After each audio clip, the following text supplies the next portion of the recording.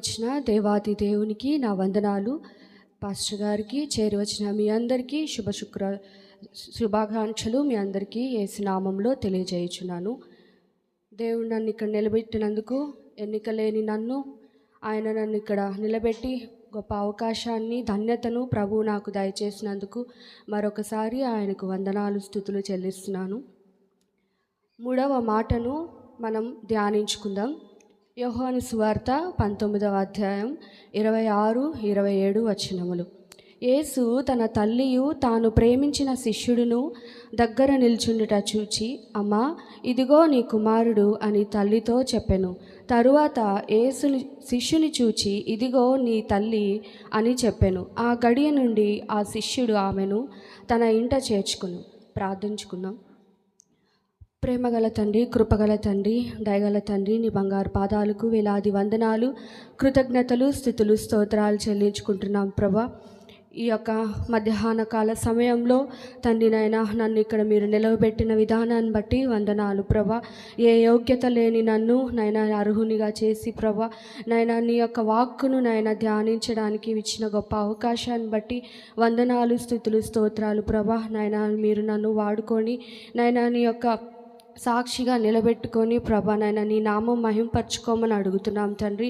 నాయన యేసయ్య చెప్పబోయే ప్రతి వాక్కు ప్రభా నా మాటగా కాకుండా నీ యొక్క వాక్కుగా, నీ బలమైన ఖడ్గంగా ప్రతి ఒక్క హృదయాల్లో నాయన ఉండుటకు నాయన మా అందరికీ మంచి మనసు, జ్ఞానమును దయచేయమని యేసు శక్తి గల నామంలో అడిగి వేడుకొని పొందుకొని ఉంటున్నాను తండ్రి. ఆమేన్. ఈ యొక్క 3వ మాట, యేసు తన తల్లిని చూచి ఆమె యొక్క వేదనను చూచి పలికినట్లుగా లేఖనాలు తెలియజేస్తున్నాయి. అదేవిధంగా తన ప్రియ శిష్యుడు అయినటువంటి యోహానుతో కూడా ఈ మాట మాట్లాడినట్టుగా మనం ఈ లేఖనంలో చదివి ఉన్నాం. అయితే ఈ యొక్క సిలువలో ఆయన కనిపించే ప్రేమ మనకి ఇక్కడ తెలియబడుతుంది.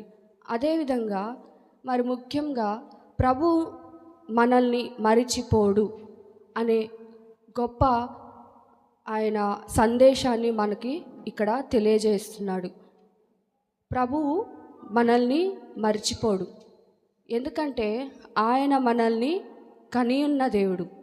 నేను నిన్ను కనియున్నాను అని చెప్పాడు. నీవు నా సొత్తు, నేను విలువ పెట్టి కొనిన బిడ్డవు అని ప్రభువు ఎన్నోసార్లు శిష్యులతో కానీ లేఖనాలు మనకు సెలవిస్తున్నాయి. ఇక్కడ మన జీవితాల్లో అనేక సార్లు, అనేక సమయాల్లో మనం పోరాటాల గుండా వెళ్తున్నప్పుడు మనం ఏ విధంగా ఆలోచిస్తూ ఉంటామంటే, ప్రభువు నన్ను మర్చిపోయాడేమో, నా బాధ ఆయనకు కనిపించడం లేదేమో అనే ఈ 2 ప్రశ్నలు మన హృదయాల్లో వేదనతో నిండి ఉంటాయి. అవును కదా. మనం ఏదైనా ఒక కష్టం గుండా వెళ్తున్నప్పుడు, ఎవరు మనల్ని పట్టించుకొని పరిస్థితిలో మనం ఉన్నప్పుడు, ఒంటరిగా మనం పోరాడుతున్నప్పుడు మనం ఆలోచిస్తాం, నా బాధ ఎవరికి కనిపించట్లేదా? దేవుడు నన్ను చూస్తున్నాడా? దేవుడు అనేవాడు ఉన్నాడా? ఆయన ఉంటే నన్ను ఎందుకు మర్చిపోయాడు? ఆయన నన్ను మర్చిపోయాడేమో, నేను ఆయనకి జ్ఞాపకం లేనేమో అని ఈ యొక్క ప్రశ్నలతో మనం ఎంతో సతమతం అవుతూ ఉంటాం. సాతాను ఆ విధంగా మనల్ని శోధిస్తూ ఉంటుంది. అయితే దేవుడు మర్చిపోయే దేవుడు కాదు. ఎందుకంటే ఇక్కడ ఈ లేఖనాల్లో యోహాను సువార్త 19:26-27 మనం చదువుకున్నాం కదా. దాని పై వచనాల్లో మనం కానీ కొంచెం ఆ యొక్క సంఘటనను చదివినట్లయితే 23వ వచనంలో, సైనికులు యేసును సిలువ వేసిన తరువాత ఆయన వస్త్రములు తీసుకొని ఒక్కొక్క సైనికునికి ఒక్కొక్క భాగము వచ్చినట్లు వాటిని 4 భాగములు చేసిరి. ఆయన అంగీని కూడా తీసుకొని ఆ అంగీ కుట్టులేక పైనుండి యావత్తు నేయబడినది కనుక వారు దానిని చింపక అది ఎవనికి వచ్చినో దానికోసరము చీట్లు వేయదమని ఒకరితో ఒకరు చెప్పుకొనుచుండిరి. వారు ఆ వస్త్రములను తమలో పంచుకొని ఆ అంగీ కోసరము చీట్లు వేసిరి అను లేఖనము నెరవేరినట్లు ఇది జరిగెను. ఇక్కడ సైనికులు ఏం చేస్తున్నారంటే ఆయన్ని సిలువ వేసి ఆయన యొక్క వస్త్రములు తీసుకొని 4 భాగాలుగా చేసి ఒక్కొక్కటి పంచుకొని ఉన్నారు. ఆయన యొక్క అంగి మాత్రం పైనుంచి అది కుట్టులేక నేయబడి అల్లి ఉంది. దాన్ని వారు చింపక, మనం దీనికోసం చీట్లు వేసుకుందాం, ఇది ఎవరికి వస్తే వారు తీసుకుందాం అని వారు చీట్లు వేస్తున్నారు. ఆ యొక్క అంగీ గురించి మనం కానీ పాత నిబంధన కాలంలో గమనించినట్లయితే, యెరూషలేము దేవాలయానికి ప్రధాన యాజకుల దగ్గరికి వచ్చినప్పుడు యాజకులకి ఏటేటా చొప్పున ఆ యొక్క అంగీని తీసుకొని వచ్చి బహుకరించేవారు. ఆ అంగి వాళ్ళ తల్లిదండ్రులు, మనం సమూయేలు గ్రంథంలో చూసినట్లయితే హన్న తన కుమారుణ్ణి చిన్న వయసులో దేవుని సన్నిధిలో విడిచిపెట్టింది. ఏటేటా ఆమె వచ్చి ఆ యొక్క అంగీని ఆమె అల్లి, ఆమె యొక్క ప్రేమకి గుర్తుగా ఆ అంగీని తీసుకొచ్చి అక్కడ యాజకునికి ఆ యొక్క సంఘములో, ఆ యొక్క దేవాలయంలో కుమారునికి బహుకరించేది. ఆ యొక్క అంగీని అతడు ధరించుకునేవాడు. అది ప్రేమకు గుర్తుగా, చిహ్నంగా మనకి కనిపిస్తుంది. అలాగే యేసు ప్రభువుకి కూడా ఇక్కడ రాయబడి ఉండలేదు, కానీ యేసు ప్రభువుకి కూడా తన తల్లి ఎంతో ప్రేమతో ఆ యొక్క అంగి ఇచ్చి ఉంటుందని మనం గ్రహించుకోవచ్చు. అప్పుడు ఆ యొక్క అంగీని వారు అలా చీట్లు వేస్తూ ఇది ఎవరికి వస్తుందో అని వాళ్ళు చీట్లు వేస్తున్నప్పుడు ఆ యొక్క తల్లి గుండె చీల్చబడుతూ ఉంది. ఆమె యొక్క హృదయంలో ఖడ్గం దూసుకొని పోతుంది. లూకాసు వార్తలో సిమెయోను భక్తుడు చెప్పిన యొక్క ప్రవచనము నెరవేర్చబడుతుంది. లూకా 2వ అధ్యాయం మనం కానీ చూసినట్లయితే 35వ వచనంలో ఉంటుంది. మరియు నీ హృదయంలోనికి ఒక ఖడ్గము దూసుకొని పోవునని ఆయన తల్లి అయిన మరియతో చెప్పాను. చూసారా? చాలండి, థ్యాంక్ యూ. ఇక్కడ ఆమె యొక్క హృదయంలో ఒక ఖడ్గము దూసుకొని పోతుంది అని సిమెయోను భక్తుడు సెలవిస్తున్నాడు. అదే అయి ఉండొచ్చేమో ఇది. ఆమె ఎంత మనోవేదనతో ఆ యొక్క ముందు జరిగిన పరిస్థితులన్నీ, ఆయన కొరడాలతో కొట్టారు రోమన్ సైనికులు, ఆయన్ని కళ్ళు మూసి ఇది ఎవరు కొట్టారో చెప్పు, ప్రవచిస్తావు కదా, పిడిగుద్దులు గుద్దుతూ ఆయన్ని హింసిస్తూ, హేళన చేస్తూ, ఎగతాళి చేస్తూ, ఉమ్మి వేస్తూ, ఆయన్ని చిత్రహింసలు పెడుతూ, ఆయన యొక్క శరీరాన్ని వాళ్ళు ఎంతగానో నలగొట్టారు. ఆ యొక్క కొరడా దెబ్బలు, ఒక్కొక్క గాయము ఆయన యొక్క వీపును చీల్చాయి. ఆ యొక్క కొరడ రోమన్ సైనికులు పట్టుకొని, ఆ యొక్క కొరడ ఏ విధంగా ఉంటుందంటే, ఆ యొక్క చివరిలో దానికి మాంసం ఎముక వాటికి గుచ్చి ఉంటాయంట. దాంతో పట్టి కొడితే ఆ యొక్క చర్మము మాంసం ముద్దతో బయటికి వస్తుంది. అటువంటి క్రూరమైన జనాంగం వారు యేసు యొక్క వీపును చీల్చారు. ఆ బాధ ఆమె యొక్క హృదయాన్ని చీల్చివేసింది. ఆమె హృదయంలో ఖడ్గంగా అది దూసుకుపోతుంది.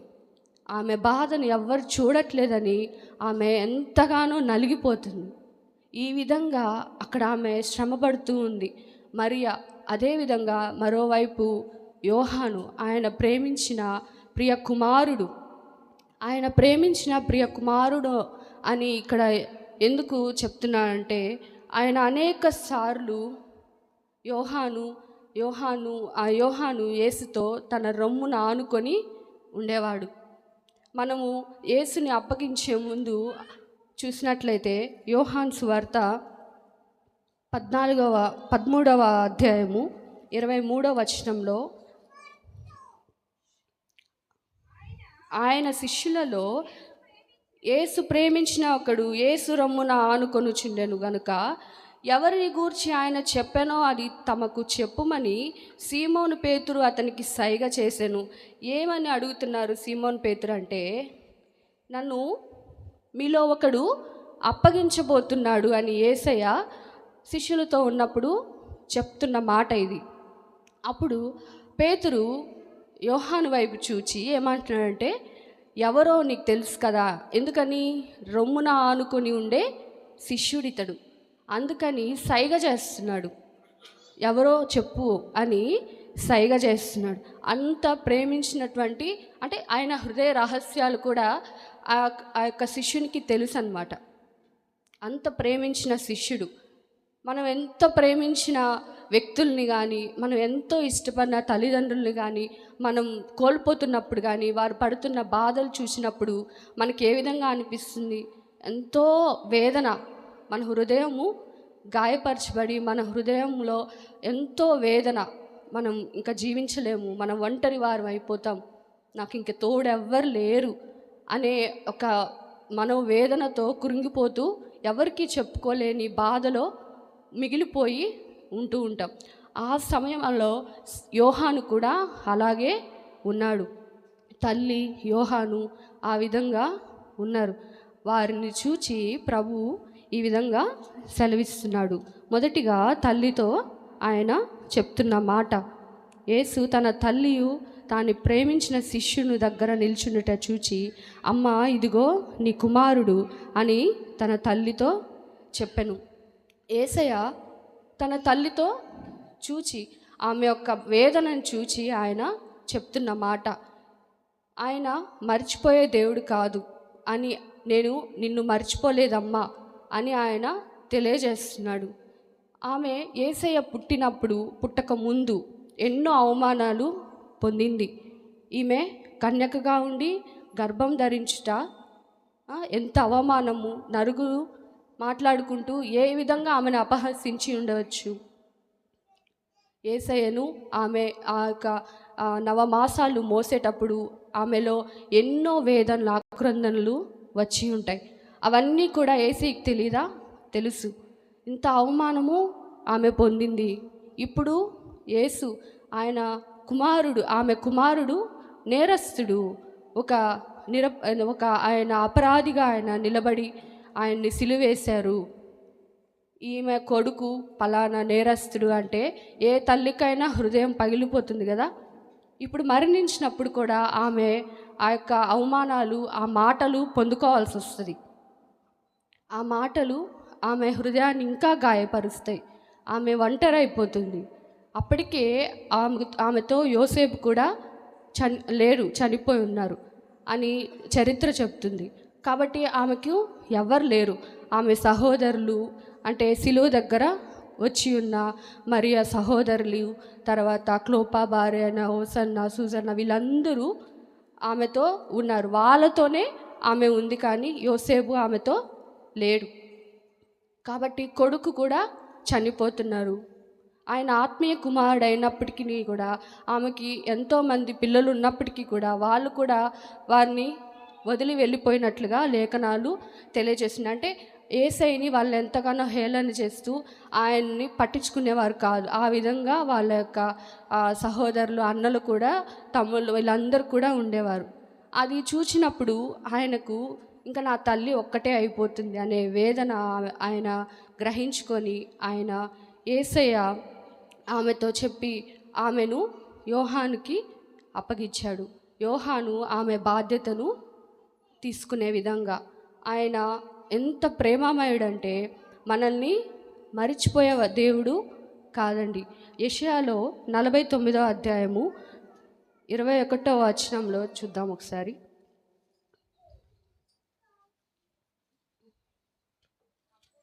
అప్పుడు నీవు నా పిల్లలను పోగొట్టుకొని ఒంటరి చదువు. వీరిని పెంచిన వాడెవడు? నేను ఒంటరి కత్తెనై విడవబడితిని, వీరు ఎక్కడ ఉండిరి అని నీ మనసులో నీవు అనుకుందువు. చూసారా, నీ మనసులో నువ్వు అనుకునేది కూడా దేవునికి తెలుసు. ప్రభువుగా యెహోవా ఆయన సెలవిస్తూ ఉన్నాడు. 23వ వచనంలో చూసినట్లయితే, రాజులు నిన్ను పోషించు తండ్రులుగాను, వారి రాణులు నీకు పాలిచ్చు దాదులుగాను ఉండెదరు. వారు భూమి మీద సాగిలపడి నీకు నమస్కారము చేసెదరు, నీ పాదముల ధూళి నాకెదరు. అప్పుడు నేను యెహోవానని నా కొరకు కనిపెట్టుకొని వారు అవమానము నొందరనియు నీవు తెలుసుకొందువు. చూసారా, దేవుని కొరకు మనం కనిపెట్టుకొని ఉన్నప్పుడు అవమానము నొందము, అవమానము సిగ్గు అనేది మనం పొందము. ఎందుకంటే ప్రభువుని మనం కనిపెట్టుకొని, వీరు కూడా యేసయ్యకు ఉపచారం చేసేవారు. అంటే ఆయన గలిలయలో ఉన్నప్పుడు ఆయన వెంబడిస్తూ ఆయనకి సేవలు చేస్తూ, ఆయన పరిచర్యకు ఎంతో సహాయం చేస్తూ, ఆయన కొరకు కనిపెట్టుకొని ఉన్నవారు. తల్లి అయితే ఆయన్ను కనిపెట్టుకొని ఉండేది. కాబట్టి ఆయన యొక్క వాగ్దానము ఆమెకు దయచేస్తున్నాడు. నీ యొక్క అవమానము నొందవు, నీకు సాగిలపడి నమస్కారం చేసేదరు. మరియమ్మను కూడా పూజించేవారు ఉన్నారు కదా. చూసారా, ఆమెకు ఎంత ధన్యత వచ్చింది. దేవుడు ఆమెకు ఆ ధన్యతను ఇచ్చాడు. ఆమె కన్య మరియ దేవుని కుమారుని కనింది కాబట్టి ఆమె యొక్క గర్భము ధన్యంగా మారింది, ఆమె జీవితము ధన్యమైనగా మారింది. ఆమె యొక్క అవమానము పోయింది. సిలువలో యేసయ్య చెప్పాడు, నీకు ఇంకా అవమానం లేదమ్మా, నీకు అవమానం లేదు, నువ్వు ఇంకా ఒంటరి దానివి కావు, నేను నిన్ను మర్చిపోలేదు, నేను నీకు ఒక కుమారుని ఇస్తున్నాను, నీ యొక్క ఒంటరితనం అంతటిలో వారు నిన్ను చూసుకునే విధంగా. అప్పుడు ఆ యొక్క యోహాను ఆమెను ఇంట చేర్చుకొని ఉన్నాడని చివరి కింద వచనంలో లాస్ట్ లైన్లో ఉంటుంది. చదువుదాం ఒకసారి 19వ వచనం. ఆ గడియ నుండి ఆ శిష్యుడు ఆమెను తన ఇంట చేర్చుకొనెను. అంటే ఆమె ముసలితనం వరకు ఆమెను పోషిస్తూ, ఆమెకు ఆయన బాధ్యత అంతా వ్యవహరిస్తూ ఆమెను చూసుకుంటూ ఉన్నాడు. ఇలాగ దేవుడు మనల్ని కూడా మర్చిపోయే దేవుడు కాదు. మనం అనుకోవచ్చు, నన్ను దేవుడు మర్చిపోయాడు, నేనేమైపోతానో, నేను ఒంటరిదానిగా ఉండిపోతాను, నా బాధలో ఎవరు నాతో లేరు, నా జీవితం ఇంతే అంటూ మన జీవితాన్ని మనం శిక్షించుకుంటూ ఉంటాము. కొన్నిసార్లు ఆత్మహత్యలు చేసుకుంటూ ఉంటాము. సాతాను ఆ విధంగా శోధిస్తూ ఉంటుంది. ఎందుకని మన మనోవేదన, మనల్ని ఆ యొక్క బాధ తీర్చే వాళ్ళు ఎవరు ఉండరు, ఇంకా నేను బతికి వేస్ట్ అనే యొక్క స్థితిలోకి మనం దిగజారిపోతాం. అటువంటి పరిస్థితిలో మనం ఎప్పుడు సాతానికి చోటు ఇవ్వకూడదు. దేవుడు నాకు తోడుగా ఉన్నాడు, దేవుడు ఆయన నాకు సహాయము, ఆయన నన్ను మర్చిపోయే దేవుడు కాడు. ఎందుకంటే యెహోవాయే నాకు కాపరి, ఆయన నాకు కాపరి. గాఢాంధకారపు లోయలో నేను సంచరించిన ఏ అపాయమునకు నేను భయపడను. ఎంత అంధకార స్థితిలో మనం ఉన్నా కూడా మనం భయపడాల్సిన అవసరం లేదు. మనకి దేవుడు తోడును అనుగ్రహిస్తాడు. యావత్ బాధలో వాక్యంలో ఉంటుంది కదా, నీ యావత్ బాధలో నేను నీతో కూడా ఉంటాను. మత్తయి సువార్తలో 28:20 కూడా ఉంటుంది, యుగ సమాప్తి వరకు నేను నీకు తోడై ఉండే దేవుడను అని వాక్యం ఉంటుంది. ఈ విధంగా దేవుడు మనల్ని ధైర్యపరుస్తున్నాడు. సిలువలో ఆయన, నేను చనిపోతున్నాను, నేను ఈ విధంగా బాధలో ఉన్నాను, నా శ్రమ ఈ విధంగా ఉంది, నన్ను నేనే రక్షించుకోలేని పరిస్థితిలో ఉన్నాను అని వదిలేసుకోలేదు. ఆయన యొక్క ప్రజలని, ఆయన బిడ్డల్ని వదిలేసుకోలేదు. ఆయన బాధలో కూడా, ఆయన బాధపడుతూ కూడా తనతో ఉన్న వారిని, ఇతరుల బాధల్ని కూడా ఆయన చూస్తున్న దేవుడై ఉన్నాడు. కాబట్టి దేవుడు మన నిరీక్షణను ఎన్నడూ సిగ్గుపరచడు. ఇంకా ఆయన మనకు సంబంధాలను ఏర్పాటు చేసేవాడు. నీకు ఎవరు లేరని నువ్వు అనుకుంటావా? అనుకోకూడదు. ఎందుకంటే దేవుడు నీ కొరకు వ్యక్తులను ఆయన ఏర్పాటు చేస్తాడు. ఆయన నీ కొరకు ఆయన బిడ్డలను ఒక కుటుంబంగా కడతాడు. అలాగే యోహాను కూడా ప్రభువు తన తల్లిని అనుగ్రహించాడు. ఇక్కడ వారిద్దరి మధ్యలో సంబంధాన్ని ఏర్పాటు చేశాడు. యోహాను శిష్యుని వైపు చూచి ఆయన అంటున్న మాట ఏంటంటే, ఇదిగో నీ తల్లి అని చెప్పెను. యోహాన్ని వదిలేయలేదు. వారిద్దరికీ ఒక ఆత్మీయ సంబంధాన్ని దేవుడు అనుగ్రహించాడు. పరిచర్యను అక్కడ ఆయన ప్రారంభించినట్లుగా మనం తెలుసుకోవచ్చు. ఎందుకంటే రక్త సంబంధికులు, ప్రియమైన వారు మనతో తోడుగా ఉండొచ్చేమో, కానీ ఆత్మీయ సంబంధానికి ఉన్న శక్తి రక్త సంబంధంలో అంతగా ఉండదేమో కొన్నిసార్లు. మన మన తోటి వారే, లేకపోతే మన కన్నవారే, మన తోడబుట్టిన వారే మనల్ని బాధ పెట్టచ్చు, గాయపరచచ్చు. ఎన్నో మనల్ని మాటలతో నువ్వు చేతకాని దానివి, నీకు వేస్ట్, నీ జీవితం ఈ విధంగా ఉంటుంది, అలా ఉంటుంది అని మనల్ని అనొచ్చు. కానీ దేవుడు అలా అనే దేవుడు కాదు. ఆత్మీయంగా మనల్ని కట్టే దేవుడు. ఆత్మీయ సంబంధాలతో దేవుడు మనల్ని ధైర్యపరిచేవాడు, మనకు ఒక నిరీక్షణ అనేది అనుగ్రహించేవాడు అని ఈ యొక్క వాక్యం ద్వారా, ఈ యొక్క మాట ద్వారా మనం తెలుసుకోవచ్చు. పాత నిబంధనలో కూడా మోషేకు దేవుడు పరిచారకునిగా ఎవరిని అనుగ్రహించాడు? యెహోషువను దయచేశాడు. యెహోషువను దయచేసినప్పుడు మోషే ధైర్యం తెచ్చుకున్నాడా లేదా? ధైర్యం తెచ్చుకున్నాడు.